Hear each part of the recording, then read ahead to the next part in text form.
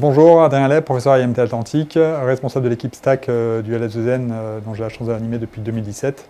Une équipe qui travaille sur les problématiques liées à la gestion et au développement d'applications sur les infrastructures numériques d'aujourd'hui et de demain, notamment connues sous le terme du cloud computing.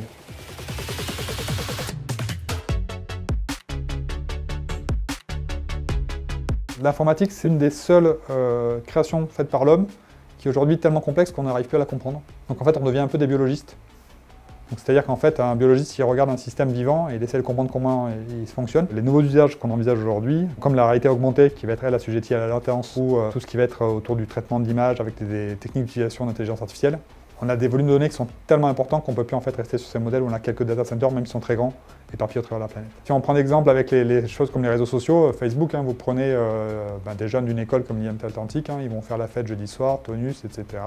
Ils vont partager des données, des photos de leur soirée ou de leur match de sport qu'ils ont fait ensemble.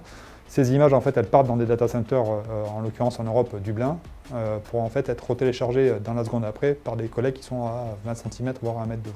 Donc tout ça, ça montre qu'on a des flux de communication qui sont aujourd'hui mal orchestrés et on a des marges de progrès possibles pour gérer en fait les ressources de manière efficace. Donc le but de l'équipe Stack que j'anime, c'est justement d'être capable d'appréhender toutes ces verticales et horizontales sur lesquelles on va pouvoir en fait avoir des zones d'amélioration pour réduire ou améliorer la performance ou la tolérance aux pannes, ou en tout cas arriver à cacher la complexité. Donc en fait, on a une infrastructure qu'on appelle aujourd'hui une infrastructure numérique qui va être composée de plein de composants en réseau, les antennes, vos téléphones, jusqu'à aller justement dans les tubes qu'on voit, les fibres optiques pour aller vers ces data centers.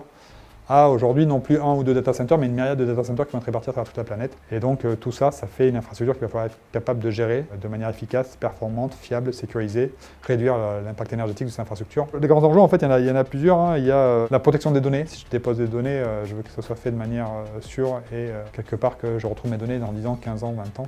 On va avoir des dimensions bien sûr de performance. Quand vous déployez cette application, vous allez le faire de manière plus efficace. Au niveau mondial, en fait, la légitimité qu'on a eu dans l'équipe, c'est qu'on a fait un choix stratégique en 2015 de partir dans ce fameux logiciel OpenStack, qui est le logiciel en fait, qui est utilisé pour piloter les data centers, qui est notamment utilisé par OVH Cloud. Et on a été les premiers en fait, à insuffler une dynamique pour en fait, revoir ce logiciel pour pouvoir appréhender ce nouveau paradigme de edge computing, qui est l'évolution du cloud computing vers une myriade de petits data centers de données. Et donc le fait d'avoir fait ce pari-là, à l'époque où tout le monde en fait, disait qu'on se trompait, en tout cas aujourd'hui on nous appelle pour cette expertise-là.